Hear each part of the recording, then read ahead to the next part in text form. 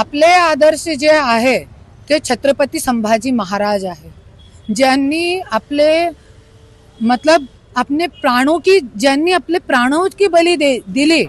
बीड मध्ये तुम्ही निवडणूक लढवणार आहात का? 100% बीड मध्ये जास्त जास्त मी सीटें आणण्याचा प्रयत्न करणार। आणि परळीमध्ये? परळीमध्ये तो 100% फर्स्ट प्रेफरन्स इज द परली। जरी मी उभे राहिली तो आपले जे नवीन उमेदवार आहे सगळे माझ्यासारखे आहे, घरगुती टाइप के, तो त्या लोकांना कोण बळ देणार। माझ्यासोबत करुणा मुंडे आहेत, त्यांनी आता प्रेस घेतली आहे। आगामी स्थानिक स्वराज्य संस्थाच्या निवडणूक आल्या आहेत, त्या पार्श्वभूमीवर त्यांच्या पक्षाची काय रणनीती ते जाणून घेणार आहे। काय रणनीती ठरली आहे? काही दिवसांवर आता निवडणूक आलेली आहे। स्वराज्य शक्ती सेनेच्या माध्यमातून जिल्हा परिषद, पंचायत समिती, नगरपालिका सगळी निवडणूक लढवणार आहे। आणि जे कार्यकर्ता आज गेली 3 पिढीपासून नेते लोकांची शतरंजिया आणि झेंडे उचलण्याचं काम करतात त्यांना मी संधी देणार आहे। आणि ज्या ज्या लोकांवरती अन्याय अत्याचार हे पुढारी लोकांनी केलेला आहे, कार्यकर्ता लोकांचे आई वडीलला पण जेलमध्ये टाकण्याचं काम हे लोकांनी केलेला आहे, ज्याच्या स्वतः मी उदाहरण आहे। त्याच्यासाठी मी बोलते की आज नवीन लोक, आपले कार्यकर्ते लोक थोडासा लालच सोडून आपले स्वराज्य शक्ती सेनाच्या पक्षाच्या माध्यमातून स्वतःला एक संधी द्या आणि लढा। हारणं जिंकणं ते वेगळी गोष्ट आहे, पण स्वतःला संधी द्या। आणि जे नाही तर ये तिसरी पिढीची जे गुलामी आहे पूर्ण महाराष्ट्रामध्ये लोकांच्या समोर आहे, आणि जे स्थानिक मुद्दे घेऊन आपला पक्ष आहे सगळे उमेदवार उतारणार आहे।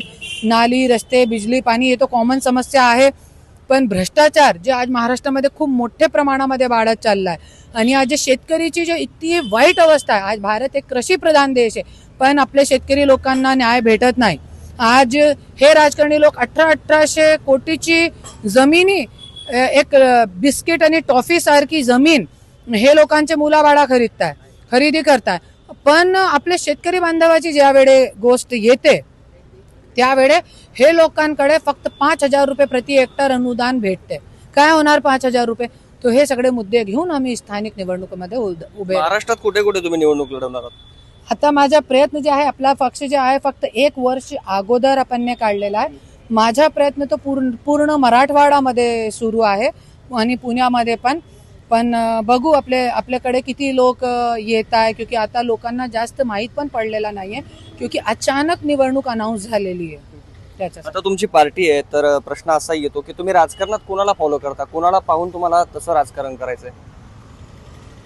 म्हणजे कोणाला फॉलो करता, कोणाला आदर्श समजता तुम्ही राजकारणामध्ये? आपले आदर्श जे आहे ते छत्रपती संभाजी महाराज आहे, ज्यांनी आपले मतलब अपने ज्यांनी आपले प्राणों की बली दिली, पण कधी झुकले नाही, थकले पण नाही, झुकले पण नाही। उनके जख्मों पे नमक तक छिड़क दिया गया, फिर भी सर ऊंचा करके अपनी गर्दन कटवा दी, अपनी आंखें निकलवा दी। तो उस छत्रपति संभाजी महाराज को लेकर वो मेरे आइडियल है। आताच्या पॉलिटिकल पार्टी मधले आदर्श कोण आहेत? कोणाकडे पाहून तुम्ही राजकारण करायचं तुम्हाला, असा प्रश्न आहे? आता तो मला वाटत नाही, पण हा जसे की आहे तो माझे जे सासरे आहे माननीय गोपीनाथ मुंडे, त्यांचे काम खूप चांगले होते, जातपात न बघता। आणि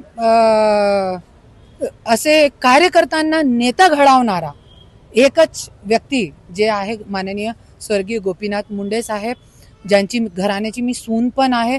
तो आता मी जास्त त्यांच्याबद्दल मला माहित आहे, तो आता मी त्यांनाही मी आदर्श मानतो। आता बीडचाच विषय निघाला, तर बीड मध्ये तुम्ही निवडणूक लढवणार आहात का? 100% बीड मध्ये जास्त जास्त मी सीटें आणण्याचा प्रयत्न करणार। आणि परळीमध्ये? परळीमध्ये तो 100% फर्स्ट प्रेफरन्स इज द परली। येस। तुम्ही स्वतः कुठून निवडणूक लढवणार? नाही, क्योंकि जरी मी उभे राहिली तो आपले जे नवीन उमेदवार आहे सगळे माझ्यासारखे आहे, घरगुती टाइप के, तो त्या लोकांना कोण बळ देणार। जरांगे पाटलांनी धनंजय मुंडेंवर नवीन आरोप केलेले आहेत, कसं पाहता? तुम्हाला काय वाटतं, काय तथ्य असेल का त्यामध्ये? याबद्दल मी गेले 3 दिवस पासून मी बाईट देत आहे, तो आता नाही। थोडंसं थोडक्यात तुमची प्रतिक्रिया काय? पूर्ण प्रतिक्रिया दिलेली आहे। 3 दिवस पासून फक्त हेच या विषयावरती प्रेस कॉन्फरन्स बीड मध्ये चालू होती। जाता जाता शेवटचा प्रश्न, मतदारांनी तुम्हाला मतदान का करावं, काय आवाहन कराल त्यांना? शेवटचा प्रश्न।